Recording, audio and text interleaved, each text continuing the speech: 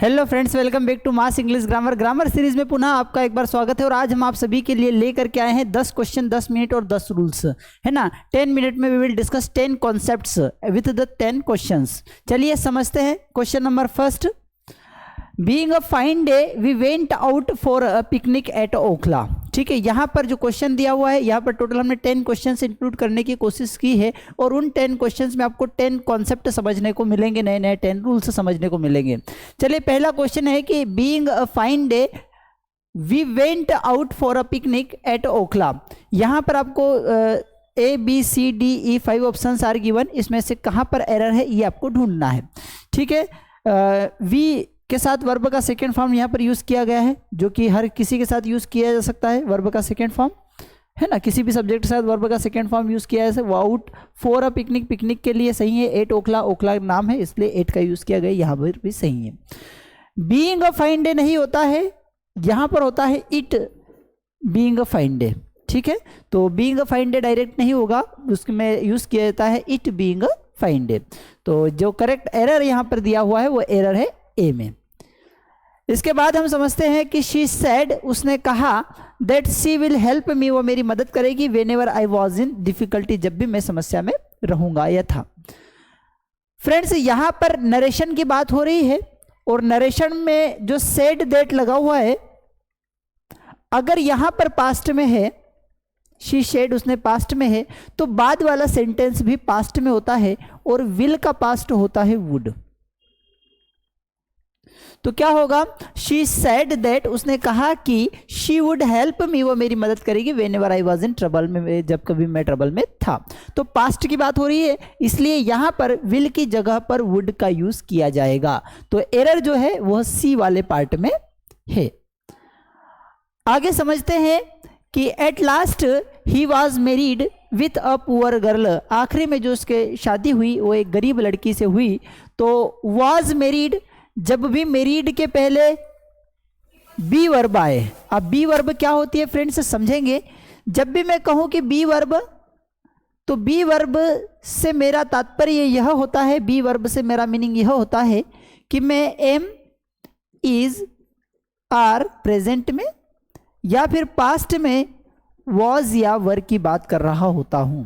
ठीक है, तो at last he was married, was मतलब am is are was were की बात हो रही है, और मैरिड, और जब भी am is are was were के बाद अगर मैरिड आता है तो फिर वहां पर हम विथ न लगाते हुए टू का यूज करते हैं।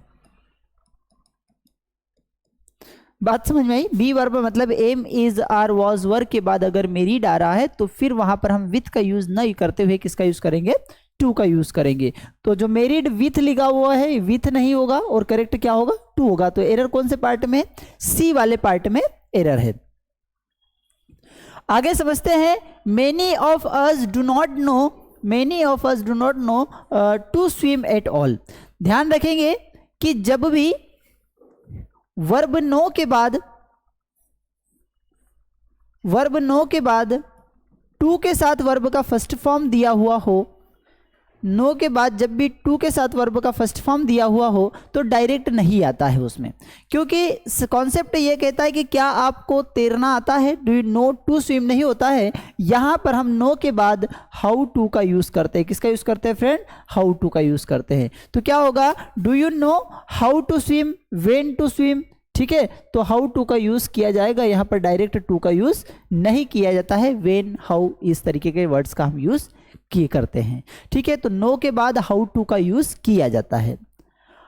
आगे समझते हैं, मेक हैस्ट, मेक हैस्ट का मीनिंग होता है जल्दी करो। लेस्ट, लेस्ट का मीनिंग अगर हम समझना चाहे तो यह हो सकता है कि कहीं ऐसा ना हो, मेक हैस्ट जल्दी करो, लेस्ट कहीं ऐसा ना हो, you should miss the train. अब यू शुड नॉट नहीं आएगा, क्यों नहीं आएगा यू शुड नॉट, क्योंकि फ्रेंड्स शुड जो होता है, शुड जब लेस्ट के साथ हम शुड का यूज करते हैं, किसके साथ, लेस्ट के साथ शुड का। ध्यान रखना कि ये पेयर हमेशा साथ में चलता है, लेस्ट के साथ शुड। कोई काम करो कहीं ऐसा ना हो जाए,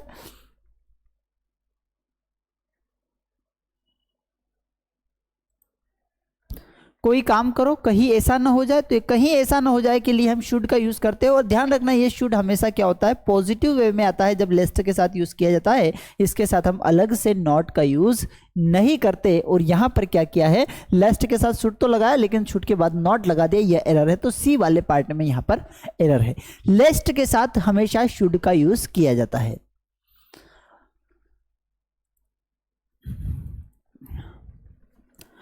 अगले सेंटेंस की अगर हम बात करें तो I told him the story, मैंने उसे एक स्टोरी कही, in details to make him understand, उसको समझाने के लिए मैंने एक स्टोरी डिटेल्स में बताई। ध्यान रखना ये जो इन डिटेल है ये एक इडियमेटिक एक्सप्रेशन है। इडियम्स एंड फ्रेजेस सुना है, लोकोक्ति मुहावरे, है ना। तो यहां पर जो इडियम आता है ये इडियम पहले से फिक्स्ड प्री डिटरमाइंड है। और जब भी किसी इडियम की बात होती है तो इडियम में हम कुछ अलग से अपनी साइड से नहीं ऐड कर सकते। तो इसका जो करेक्ट इडियम होता है वो इन डिटेल होता है, इन डिटेल्स नहीं होता है। तो क्या होगा, इन डिटेल होगा। तो I told him the story, मैंने उसको स्टोरी बताई, इन डिटेल, डिटेल में, ठीक है। तो एस का यूज नहीं करते हैं, ठीक है। टू मेक हिम अंडरस्टैंड, उसको समझने के लिए, इट फुली।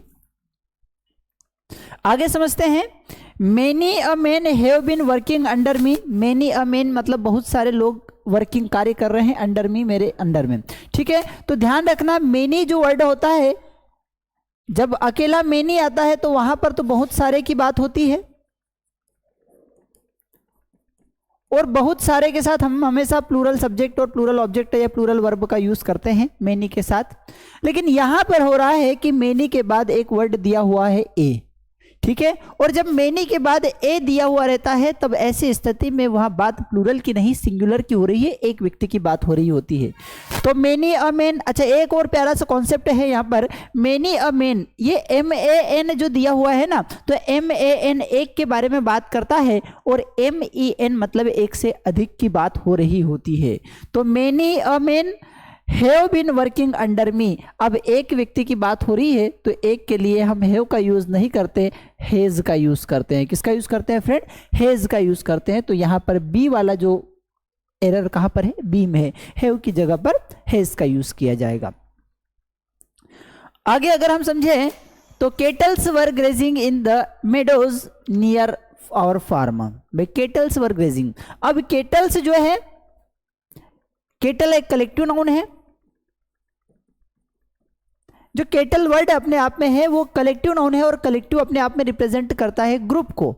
तो केटल शब्द का मतलब होता है मवेशियों का ग्रुप। जो मवेशियों का ग्रुप होता है उसे हम क्या कहते हैं फ्रेंड्स, उसे कहते हैं केटल। अब देखिए केटल जब पहले से ही ये ग्रुप में दिया हुआ है, प्लूरल को रिप्रेजेंट कर रहा है, तो फिर यहाँ पर एस लगाने की रिक्वायरमेंट नहीं है और करेक्ट इसको इस तरीके से लिखा जाता है द केटल।